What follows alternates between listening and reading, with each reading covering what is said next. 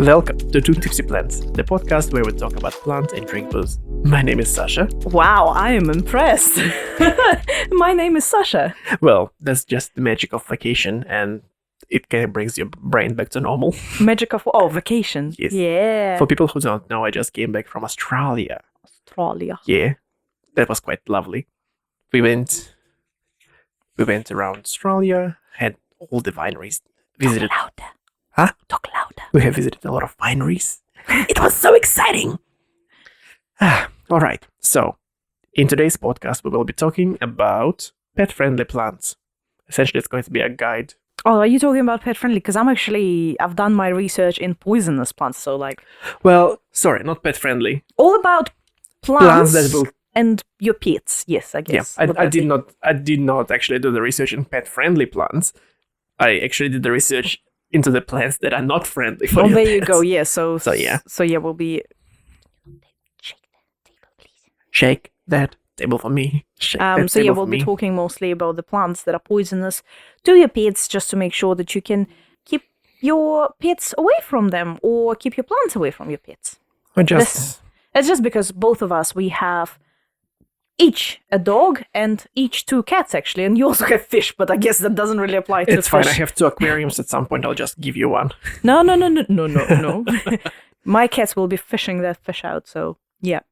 I thought that's going to be the case, but my cats just don't care about it. I know that mine will. Anyway. Anywho, Before we start talking about those poisonous plants, what is the poison of choice for today, Sasha? the poison of choice for today is going to be wine. It's white wine. It's organic wine from Gisborne, from Milton. It's Sirius white. Not Sirius black, but Sirius white. Actually, it's spelled like Sirius. Sirius is spelled like Sirius Sirius. white. And the thing is that I just got it. Like, I had this bottle for at least a month. And I just clicked that that's like similar to Sirius black. For all of those Harry Potter fans out there in the Wizarding World fans. Yeah, so this wine is called Crazy by Nature, Sirius White from Gisborne, and the vintage is 2020. The grapes used for this wine is Chardonnay, Viognier, and Marsanne. Gives this wine a warm, ripe apricot flavors, notes, with lifted acidity, and it also is scented like peach and honeysuckle. At least that's what they say on the website for the wine. I think we will be the judge of what it tastes and smells like. Oh. Did you do that oof sound instead of the cork sound, like the sound? Maybe. Do you see the second glass? Good job, Sasha. Good job. The glass is right behind Sasha's laptop, and somehow he managed to get it right. Talent nie пропьешь. You can't. That translates to you can't drink your talent away. Is she stinky? Very, like a very big bouquet of different fragrances / smells. Yes. That's what you get from the skin contact stuff. I like the smell. I'm not sure. It smells very like yeasty, and I definitely know a lot about like it smells like yeast from at the brewery when you've done processing your beer and you discard the dead yeast. That's how it smells like. I don't know. I smell honey. Honey. After the honey episode, Honey is like we're not gonna have any honey for another decade. but yeah, there is like honey sweetness, like that thing that tickles your nose when you smell honey. It's very fresh. I don't really like wines where there's a lot of grapes in it, but this is actually not bad. Yeah, it's quite a bit balanced, light acidity to it. Lifted acidity, as they say on the website. Well, I do definitely not sweet. No, I do like my wines a bit sort of crisp and dry. So yeah, I like that. Nice. Yeah. Very nice. I would agree with the nectarines and apricots, and definitely, especially you know what it is. It's not just the taste; it's that tartness, like after you finish on skins. Or I feel like the actual pulp, like after you finish eating the apricot, you have this like nice texture in your mouth. Texture, yeah. It's well textured wine. All right. Would you? So I think the way we've prepared for this episode is Sasha did his research mostly on the houseplants. Yes. Am I correct? Yes.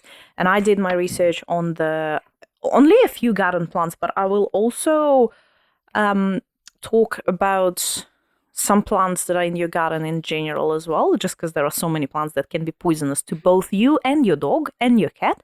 I also just now kind of clicked that we should have done the research on the plants that the cut flowers that people will actually. I've got that. Cool. Yeah. Cool. I've got that as well. I've got that covered. Everything is covered. Don't you worry. And your plants that are toxic to your pets should be covered as well. Oops. Basically, when you're talking about toxic or poisonous plants for your pets, you're definitely going to take your point your look towards airums or aeroids, which are your different types of lilies and your monsteras, philodendrons, and all of the vining plants that you find in tropics. They usually are the most poisonous ones, and they will have different types, but the class and the family is going to be the same for them. The best example, let's start with the common specimen of aeroid family, which is Monstera, aka Monstera deliciosa, aka Hint, hint, wink, wink. Next episode. aka Swiss cheese plant, Yep. aka she is in every house and on every bookshelf. She has invaded everything. Stop quoting my article. I didn't even read your article, but okay. I'm heartbroken now. Oh. But yeah, common toxicant in all aeroids will be calcium oxalate, which is a crystal which, when ingested, ends up having immediate burning effects on your palate, on you, like all of your mucus, all of your all mucus, of your mucousy membranes and mucousy linings. yeah. Will be burning, painful. It will swell, and if you swallow it, it will obstruct your breathing as well. So it is kind of deadly and very unpleasant. Also, I have included the toxicity score, like 1 out of 10. This one probably will be an 8. You commonly can find monsteras in Central and South America. The other good candidates for the same name and from the same family will be all varieties of philodendrons, even your common heart-shaped philodendron.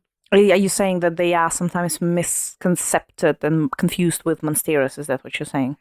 Or are you talking It's about just the because poisonous? The poisonous plants, but they are all in the same family, which is aeroids. But just for people who don't know what aeroids are, I'm just going to give examples of what are the aeroids, which are monsteras, philodendrons. Examples of philodendrons will be like heart-shaped philodendron and your Florida philodendron. Epipremnum, which was also known as pothos recently, before it was reclassified. So it's your marble queens, it's your devil's ivy, Dieffenbachia. Oh, was it reclassified? Yeah. They need to stop doing that. Dieffenbachia, which is dumb canes. That one, if you circle back to our previous episode, it was used as torture. Is a torture device or also toxic agent for arrows. Tell me something. So what I found with my research is pretty much if the plant, like a general rule of thumb, if the plant is poisonous to you, it is 99.9% poisonous to your pet. Oh yeah, absolutely. Yeah. It's just the difference will be that pets will be probably suffering more than you will because the body mass is a little bit more for you than for your pets. Yeah. So whatever will give you diarrhea will be a little bit more severe on your pets. You are correct. It depends on the amount of the poisonous chemical that you've ingested per kilogram of your body mass. Yeah. And the severity of the what are they called? Severity of a toxin. No, severity of symptom. Yeah. Yep. And just 2 more, which is anthuriums, which all of your different types of anthurium, which like crystallinum, magnificum, and your typical box store ones. And the tetraspermus, which is like mini monsteras and dragon tails. Okay. Sasha, hit me with something. Boom. So I kind of did specific plants that some of them were quite obvious, some of them were not obvious, but I also did a few natives as well. But as I said, I'll cover some plants in general too. So, do you know what a black locust is? Black locust. Yeah. It's also called a false acacia. Okay, I thought you were talking about the insect. No. You had it growing outside of your previous place as well, the robinia. Oh, yeah. Yeah. I did not know that robinias are actually poisonous. So, Robinia pseudoacacia, that's the botanical name of it. Pseudoacacia obviously means... But that's the tussock, right? No, it's the tree. The tree that spreads by suckers as well. You had it growing just outside of your place. I can't remember. It's like a fine-leafed tree with white flowers, like white sort of pea-looking flowers. Yeah. So it is native to a few areas in the United States. It has been naturalized in a lot of temperate regions, such as North America, Europe, and South Africa, and Asia. But funny enough, like in countries like Australia, let's say, a cultivar called freesia is a pest. And it used to be planted as a street tree before. So, let's just start count every time it used to be planted as a street tree or as a fence, and now it's kind of, it's a pest. Why did we do that? We don't know. Yeah, well, because there wasn't, I guess, enough evidence that it would spread that fast. But because robinia is spread by seed and also suckers, it just, if the conditions are preferable for it, it will just go nuts. Hint, hint, wink, wink, gorse. So, the poisonous parts of the plants are the bark, leaves, wood, and they are toxic to both humans, livestock, and obviously your pets. So, the plant has a chemical called toxabernin, which is a toxic protein that disables ribosomes, and pretty much it kind of inhibits your protein synthesis. So, and it does it for the multiple organs and systems in your body and your pet's body, obviously. So, all parts are very poisonous to dogs, but especially the most poisonous parts are the seeds and the bark, and obviously dogs like chewing on branches and stuff. Some cats do like it as well. So make sure that your dogs don't play in robinias or with robinia twigs. Most sort of the worst damage that can happen to your dog or to you if you decide to nibble on some berries, on some seeds, is kidney failure. Kidney failure. Sorry. Like, what is a kidney failure? No, kidney failure. Kidney failure. God damn it. So the symptoms are sore throat and mouth, partly bloody vomiting, severe abdominal pain, partly bloody diarrhea, severe reduced urine output, which obviously means that your kidneys are not working, muscle cramps and muscle twitching. Death may occur due to failure of the kidneys, as I said. So where you can find it is usually, it is in New Zealand at least. Box stores. Well, you can still buy it. Like it's a. Don't get me wrong, it's a pretty plant. But if you have dogs who love to eat everything, probably don't plant it in your garden. It has been used as a street tree as well in some areas. And as I said, it is a garden feature. Some fun facts. Apparently, the wood is extremely hard and it's been used for like furniture making and stuff. It is used as a traditional medicine in India, and it is used as a laxative, antispasmodic, and diuretic. Diuretic? Yeah. Also, apparently, the young pods of the black locust are edible. But I would say don't eat it. Don't try it. Oh yeah, it's been so it's been cooked in some area in France, actually, in Italy.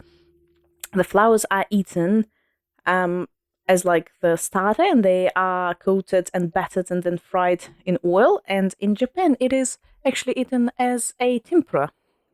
Nice. But it's poisonous as hell. So trust Japanese to try to eat something poisonous, aka fugu. Well, I guess, like, you know how with a lot of poisons, like, if you actually cook it, it gets rid of the toxin? Yeah. But I don't think there is enough... It breaks it down to a simpler toxin, which is more digestible. Yeah, but I guess it's just there is not enough studies about this particularly. Yeah. But yeah, that's just one tree that I didn't even think could be poisonous. But there you go. Please keep your pets away from Robinia pseudo acacia, also known as false acacia. Well, let's see now if you will guess what this plant is. This plant is often used in everyday life for its healing properties. It contains toxic compound called Aloe vera. Yes. The toxic compound is called aloin. The severity of its toxicity depends on the cultivation conditions and the leaf processing. Like, because you can find it in some of the drinks, you can find it as the jellies. So this is one of the plants that is actually not... Well, okay, it can be toxic to humans if you eat too much of it. But I guess it is one of those plants that is technically not poisonous to humans, but is poisonous to your pets. Yeah. Okay. I mean, again, you would not be nibbling on it straight from the tree, because even in the articles it says it needs to be prepared correctly in order not to cause any discomfort to you, let alone your pets. Okay. Yeah. Okay, so I guess yeah, if you have aloe in your house, you probably wouldn't be chewing on it straight away. I do remember though cutting a little leaf and putting it on your skin to like... Oh yeah, that's very, very much like grandma remedy. Yeah, very Soviet sort of grandma remedy. Yep. Yeah. So the cultivar name is Aloe barbadensis Miller, and the toxicant again is aloin. Toxicity score will be 3 out of 10. It is common in Arabian Peninsula. The symptoms will be diarrhea if ingested incorrectly. Yeah. Cookie shit stuff. Cookie shit, guys. Question. I can't remember if aloe has spikes on it? Yes, it does. Okay. So I guess it's a good thing, because I guess dogs and cats don't really like chewing on spiky things, but... I guess it depends on the size of a dog. Because, like, I think my dog wouldn't probably do it, but your dog might, because your dog is just Cats much also bigger. quite weird ones. They will be nibbling on whatever just does not look appetizing. Our friends actually have a Maine Coon who eats every single thing. From what the guys told us, she's nibbled on like the handles of the windows. So yeah, I guess having a cat like that and plants that are dangerous could be... Well, yeah, if your cat is the size of a dog. Yeah, but no, I mean, some cats... Because I've heard stories. My cats, like, they don't eat anything that they're not supposed to. They only eat, like, meat or something. You know, if you leave bones out, they'll definitely try to nibble on that. But they wouldn't eat plants, which is great. Yeah, the only plants that my cat have eaten is oxalis, which has oxalic acid in it, which means it's a little bit sour. So I guess she tried and then she's like, eh. No, she will just keep on eating it. Obviously, she likes it. It's like a vitamin C kind of substitute. And the other thing that a lot of cats probably enjoy to nibble on is the spider plant, which is not toxic. So it's fine. Yeah, because it's hanging and it's like it's playful. Yeah. Cool. Okay. The next one that I'd like to cover is the deadly nightshade and just nightshades in general. So for people who don't know, nightshades is a family of plants, and it actually includes a lot of plants in it. So even edibles? Even edibles as well. Just give me a second. So yeah, while you're looking, the edibles one example will be capsicums, tomatoes. That's exactly what I was looking for. So the nightshade family, which is Solanaceae, it includes potatoes, which are edible to us, but we don't eat the greens of it, which are poisonous actually. Tomatoes, eggplants, Jimson weed, tobacco, wolfberry, chili peppers, mandrake, actually. Are you trying to mimic the mandrake sound from Harry Potter? Yeah. So, yeah, a lot of edibles that we can consume are actually nightshades, and they are poisonous to dogs.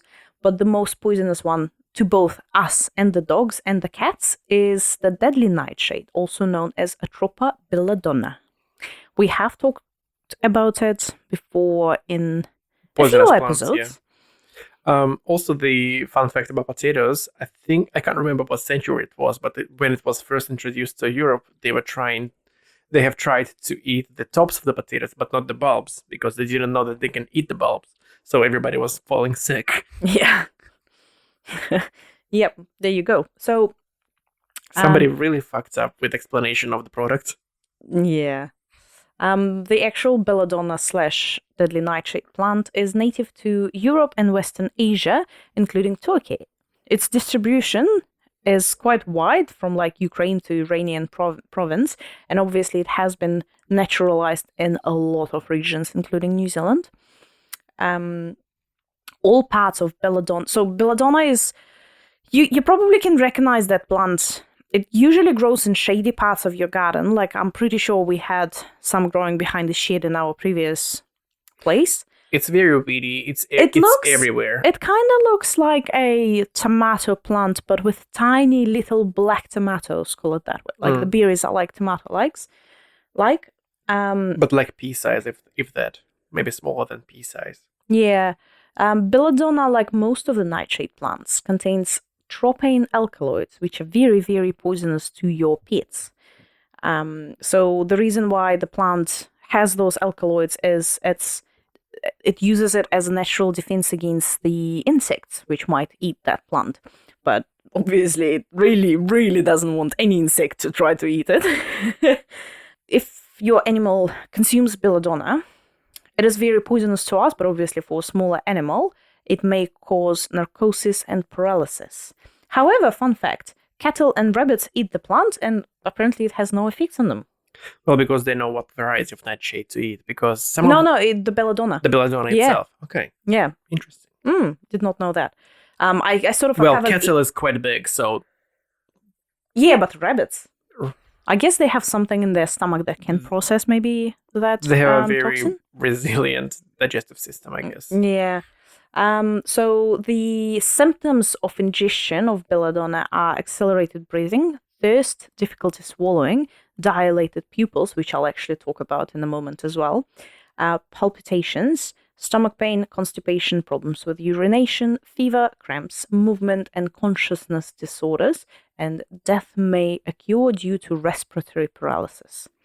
I love that sometimes the symptoms contradict each other. Like, it can cause diarrhea and constipation at the same time. So which makes it so difficult to sort of pinpoint what you've been poisoned by, right?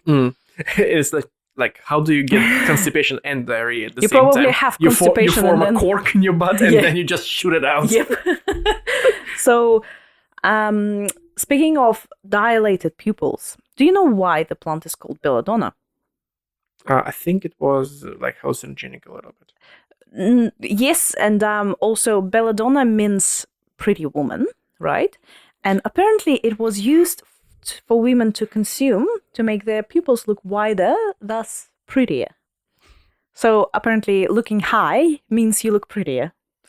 Well, cat eyes. Yeah. So as I said, the areas where you can find it is usually it is like a weed in your garden.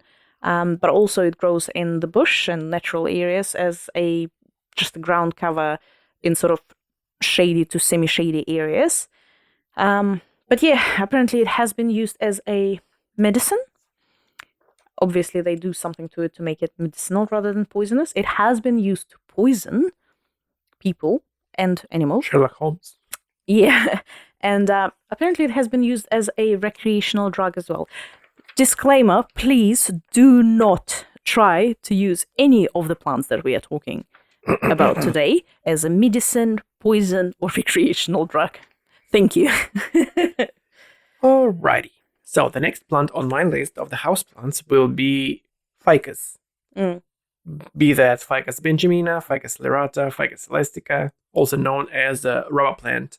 I will add to it any ficus, including the fig tree that grows outside as well, like your fig fruit. The sap of the ficus plant contains phycin, a proteolytic enzyme. While these plants are prized for their beauty and just everything, they are very stunning plants, to be honest. Well, they're also very easy to take care of, so that's why a lot of people who have houseplants have them, because you just literally water it like every 2 weeks. I kind of forget about mine.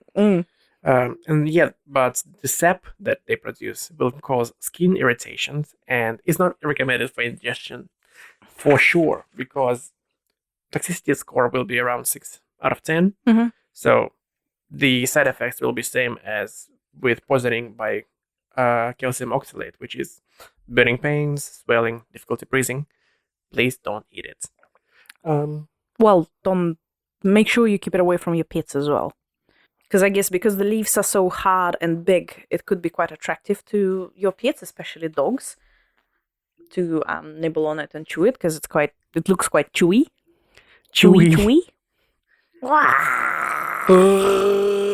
I don't know. Yeah, I think you've done a better job than I did. I tried. The fun fact, phycin, even being that poisonous, it is used in manufacturing. Purified phycin is used in making cheese and sausage casing and chill-proofing your beer. Chill-proofing your beer. Interesting. Yeah. Okay. Cool. Is that it about ficuses? That is it about ficuses. No. Besides the fact that they also grow humongous. Because you would probably have your ficuses on the floor, just because they're so big. Yeah. You'd keep them on the floor, so just be aware that your pets might want to nibble on it. And every time when you are trimming/pruning your ficus, or your dog, being happy as my puppy is, knocks the leaf off, make sure that... Yeah, Rosie has a killer tail. She knocks everything off around her, yeah. Yeah, just make sure that the sap from the tree does not get anywhere near the eyes or nose or mouth of your pet. Well, I guess even not on their fur, because like if they start cleaning themselves, yeah. Especially cats, because that's what they do. Right. The next plant that I'd like to talk about is Buxus sempervirens, which is your common Buxus, your common box, your hedging plant. So Buxus sempervirens, the common box, European box or boxwood, is a species of flowering evergreen plants that are native to Western and Southern Europe, North Africa, and South Asia, from southern England south to northern Morocco. And also it can be found in Mediterranean regions. I honestly did not know that it could be poisonous to your dogs. For those who don't know, Buxus is pretty much, if you imagine like a very manicured English garden, that has those sort of boxed gardens that are boxed by short, very nicely clipped hedges, that's like 90% of it would be the Buxus. Yeah, anything cottagey and like old England looking. Yeah. So the primary toxin found in Buxus species is bitter alkaloid called buxine. I know, right? So apparently, just a fun fact, this toxin is actually identical to berberine. And the berberine is the alkaloid found in the bark of bibiru tree, which is a Chirocardium ridae? What is so specific? What is so exciting about that plant? Apparently, that toxin, the berberine, is used in medicine as a substitute to quinine, which is the compound that is obtained from cinchona trees to treat malaria. Oh, okay. Boy, we've talked about it. I know it's been like a month and a half. Give me a break. I just came from a vacation. Aside. But yes, so the buxine is that toxic compound that is found in the Buxus. While it is relatively safe for humans, it can be potentially toxic to animals such as dogs, cats, and horses.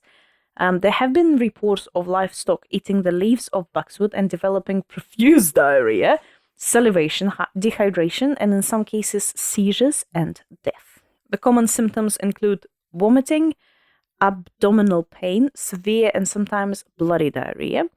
Bloody diarrhea? The ingestion of large amounts of boxwood may cause dehydration, movement disorders, muscle cramps, difficulty swallowing, circulatory collapse, coma, and death due to respiratory paralysis. So do not let your dogs and cats chew it.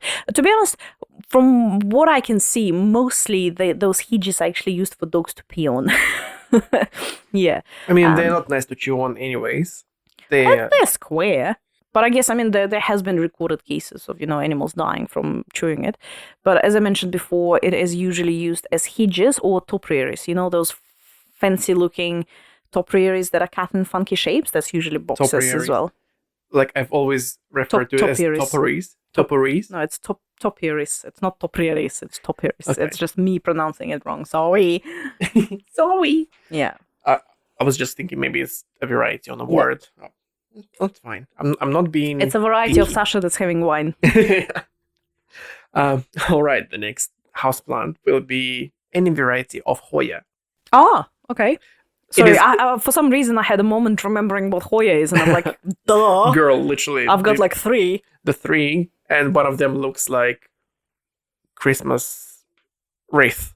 Yeah. Yeah, she grew it on a hoop.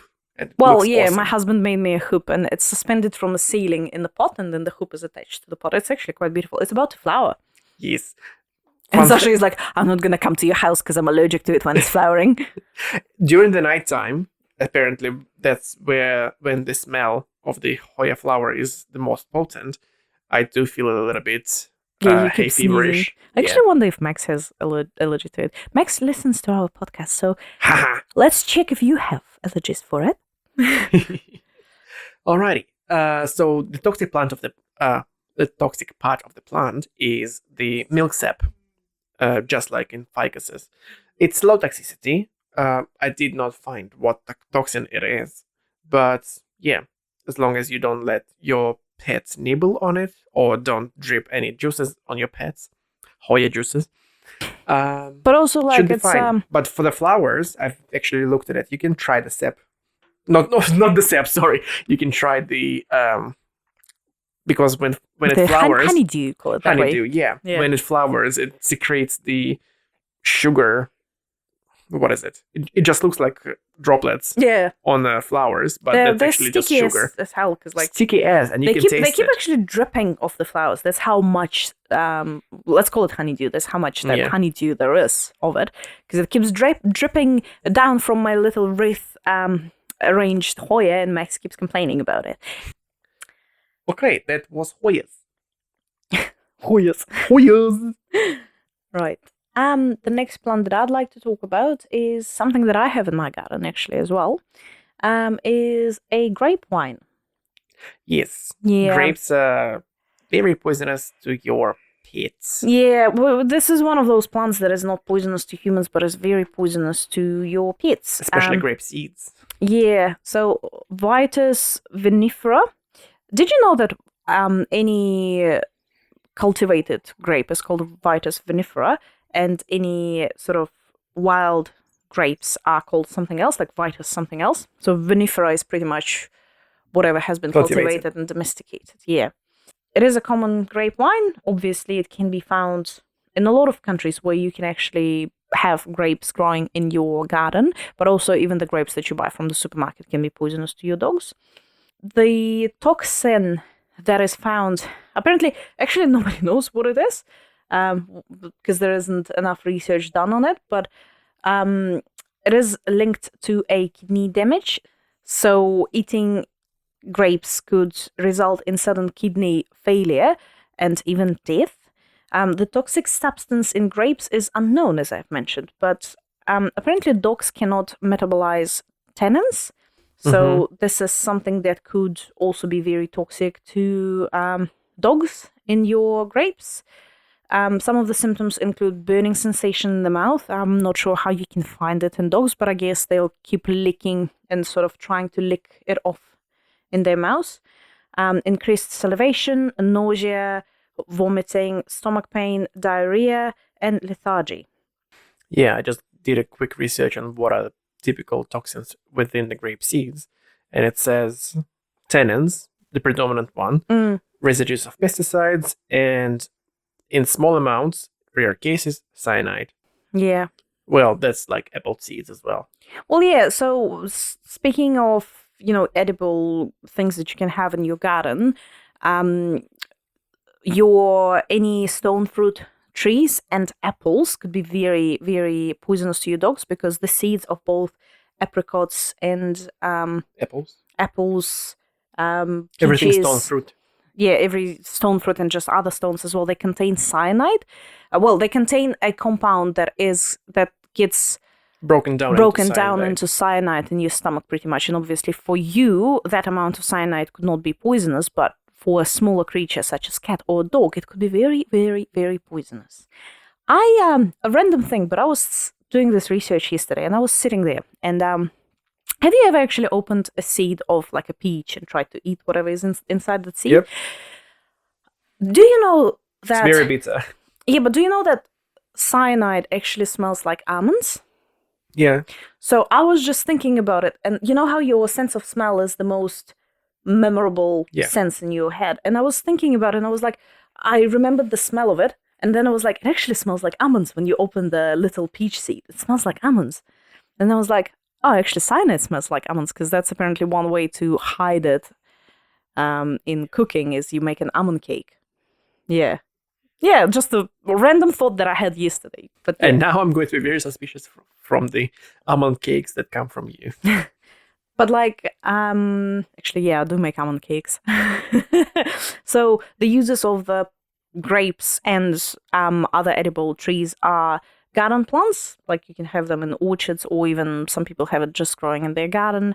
Obviously, the fruit, wine, resins, and jelly. So just watch for those things and make sure your dogs and cats don't eat that. And the other animals and pets that you might have. Cool. Next plant on the list will be begonias. Be that Rex begonia or arcane begonia. That does include begonias that are outdoor begonias as well. Yeah. And what is the toxin in the begonias? Begonium! No. It's, again, calcium oxalate crystals. Okay. Just like in your aroids, like philodendrons and monsteras. Okay. So same shit, different toilet. Toxicity, 7 out of 10. Mm-hmm. Since it was that easy, just do another one. Yeah. I'm just gonna do another one, which is the plant that both of us really dislike. It is Resiscancia. Wandering Jew? Wandering Jew, or Quicksilver, or Pink Bubbles, or... Pink Bubbles are Tradescantia as well? Yeah. Oh, I did not know that. I do have it growing in my toilet though, but it's like suspended in the ceiling in my toilet, in the room, not in the actual toilet bowl. Yeah.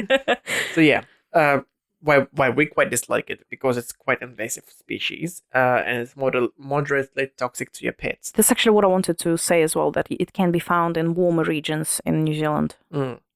Consumption can lead to skin issues and mild discomfort. To keep these trailing plants out of just try to keep these trailing plants out of the paw reach, and consider using the hanging planters or the higher shelves. But with Tradescantias, they grow so quick and they hang so low, and sometimes they break and fall. That's actually, that's what I wanted to say. They break and fall because they can dry out, or they can break under their own weight. So, and honestly, anything that is hanging and dangling is such a magnet for cats. For cats, yeah. Mine is like super high, but also I'm quite lucky with my cats because they don't seem to be attracted to any plants that I have, and I have a lot of hanging plants. That actually brings me to the fact that I wanted to include in the conclusion, but I think I've been wanting to include it for a while already. So yeah, if you want to keep your plants and your pets away from each other, just make sure, like for example, for the cats and puppies, keep them stimulated. Why they are mischievous, they are bored, and they just see a perfect opportunity for plays and games while they are seeing anything tangling. Oh, I can say that it's so difficult when you have a puppy that requires a lot of attention. It is so difficult to pay attention to the cats as well. But I completely agree with you. Like when Bolter, because when you get puppies, you can't take them out for usually about 8 weeks since you get them, because you can get them at 8 weeks old. And with all the vaccinations, you have to wait until they're about 16 weeks old, depending on when you vaccinate them. Once we started taking him out for walks and get that stimulation definitely of, sniffing. Less mischievous. Absolutely. And he's so nice. He's an absolute... Darling. Like the best puppy you can ever have. But I just wanted to, with my personal experience, just wanted to add to it that you need to keep them entertained, because otherwise they try to entertain themselves with your plants. Yes. But remember, a well-exercised and mentally engaged pet is less likely to explore potentially harmful foliage. And as a responsible pet owner, it's your duty to keep a close eye on your furry companions, especially if you introduce new plants into your home. Yes, because novelty is everything to your pets. Yeah. So another few additional tips to consider: regularly inspect your plants. Make it a habit to inspect your indoor plants for any sign of nibbling, dropping leaves, or displaced soil. Yeah, because not only plants can be toxic to your pets, but your pets can be toxic to plants, aka cats pissing in your pot. That's how I lost a couple of my monsteras. Too much nitrogen. Too much nitrogen. Well, ammonia. Yeah. Choose pet-friendly alternatives, but if you really want to keep your indoor garden lush and variable, consider training your pets, consider fences, or consider trying the deterrents like sprays. If they didn't work for me. Didn't work for us either. Like we use them for a different purpose. We got this new couch when we just moved into this place. When we bought this place, we got a really nice, expensive couch, and obviously the kitties were like, "Ooh, a new scratch toy!" So we got some sprays for them. One was to attract them to something else, and one was to deter them from the couch. And that None of them worked. Evil, yeah. So the only spray that works is water that you spray on the cat when it does something wrong. Apparently, spray with a bit of vinegar in it does work, but that means that your couch will be smelling like vinegar. So, which I have nothing against. I like the smell of vinegar. I don't like the smell of it. I don't mind it, but I don't like the smell of it. It's just Yeah. Okay. We will continue with the outdoor plants. So, as you've mentioned at the beginning, the cut flowers. Mm-hmm. So, pretty much all of your bulbs that you grow in the garden that are your cut flowers, tulips, daffodils, hyacinth, crocus, lilies, lily of the valley are all Hypeastrums are all very, very poisonous to your pets. So even the pollen. Especially of the lilies. So yeah, like if you have lilies growing in your garden, make sure that if you have outdoor cats, that they don't play with it, because the pollen, they might play with it and then they might lick themselves, and that could actually cause liver failure and kidney failure. Yeah, try to prevent them rubbing on it as well. Yes. So yeah, be very, very careful where your plants are.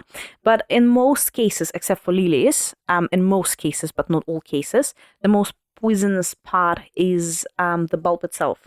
So if you have a dog who likes digging, if you have bulbs in your garden, especially freshly planted bulbs, I was kind of stuck on the idea of a cat eating a bulb. I'm like, how did they get there? Oh yeah, dogs will dig it out. Yeah. So just watch for that. Obviously, it's different poisonous compounds in different plants and different bulbs, but the symptoms are increased salivation, irritation of mucous membranes, swelling of mucous membranes, shortness of breath, nausea, vomiting, diarrhea, stomach pain, and difficulty swallowing. In very extreme cases... Well, if left untreated. Yes, well, if left untreated, or if there is like a lot consumed, the symptoms are palpitations, cardiac arrhythmia, kidney failure, probably. Decrease of urine flow, yes, and death may occur to A, kidney failure, and B, respiratory arrest. Yeah, no, it doesn't really cause any vomiting. Well, it can. Diarrhea? And diarrhea. Yeah, I guess, diarrhea and vomiting can cause dehydration. Long time ago, when Mia, one of my cats, was still a kitten, her kidneys failed, not to the point where she passed away from it, obviously, because she's still with us. But we think that it could be the carpet cleaner that we used, but potentially, because she's an outdoor cat, she does go outdoor. And when she was a kitten, she liked to explore further from like our backyard. Now she literally goes to just our backyard, or maybe a backyard over the fence. That's it. So yeah, her kidneys failed, and we spent a lot of money to bring her back to her normal self. I thought you also considered that she could have stepped into the car oil or something like that. No, carpet cleaner. Yeah. So it could have been lilies that caused that damage, but it could have been some nasty people that put your antifreeze. They mix it with milk if they want to poison your cat, because antifreeze causes crystals forming on your kidneys, and the kidneys fail. So yeah, watch out. Kidneys, yeah. So just watch out for that. But we managed to get her to the vets at the right time, and they just put her on IV and washed all the toxins out of her, and she's a happy kitten, and she's still with us. She's now cleaned from inside out. Yeah, she's now 7 years old, and that happened to her when she was like literally less than a year. So yeah. She's such a cutie though. Yeah, what I wanted to say is like, how a lot of people, they don't give, if their pet is sick, they don't give them a chance, they just euthanize them. But I'd say give them a chance. It's gonna cost you money, yes, but it's gonna be so much joy and so much happiness. Anyway, let's not talk about sad stuff.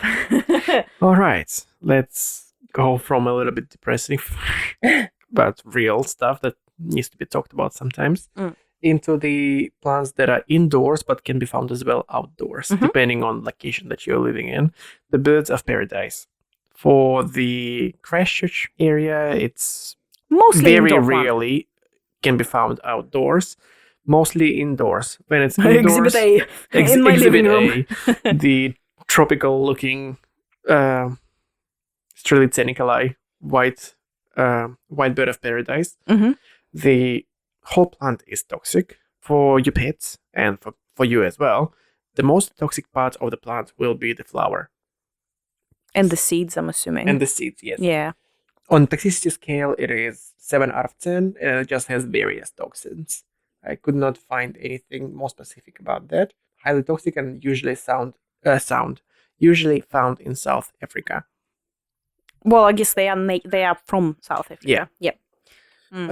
Yeah, and the other one that I wanted to bring up will be English ivy. I actually thought of covering it as well, but English ivy kind of covers both outdoor and indoor. So yeah. So yeah, typical toxin found in English ivy is pentacyclic terpenoids, which are 7 out of 10 toxicity.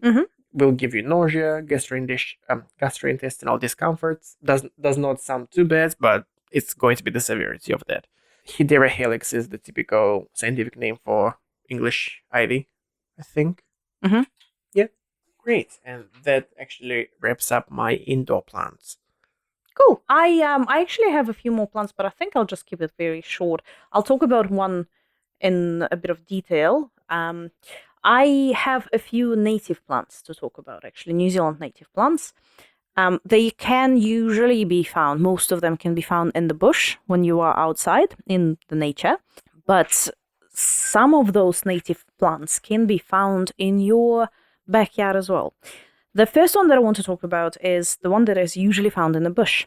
It is a tree nettle, a native tree nettle, which is called, well, its botanical name is Artica ferox, commonly known as tree nettle. In Maori, it is called onga or oka, and it is a species endemic to New Zealand. Unlike most of your nettle species, they are usually herbaceous, sort of ground-covering short plants, where this is a tree nettle, so it grows up to about 3 meters.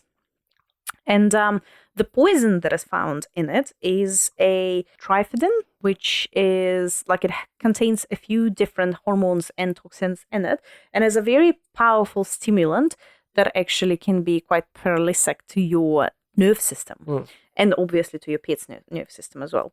So multiple stings can have very painful reaction with your skin, but also imagine a dog running through it with its nose, like how painful that would be. Yeah, and apparently there have been a couple of recorded incidents, in some cases actually caused death. A group of trampers developed loss of coordination for 3 days after being stung by a tree nettle. Shit. A typist developed tingling numbness in the hand after grasping a nettle bush, preventing her from typing for 5 days. Reports of severe headaches, blurred vision, and extreme fatigue after exposure to the tree nettle. And the most famous incident happened with a fatal poisoning, where a young man died of paralysis and respiratory problems. How young? I can't remember, but it was in 1961. It happened after several hours after walking through a patch of tree nettle. Yeah. So if you see something that looks like a massive tree nettle with a lot of like little spikes, do not go there. So yeah, and it is widespread through North and South, and even Stewart Island in New Zealand. So yeah. I just wanted to add the plants that are surprisingly not poisonous for in terms of indoors.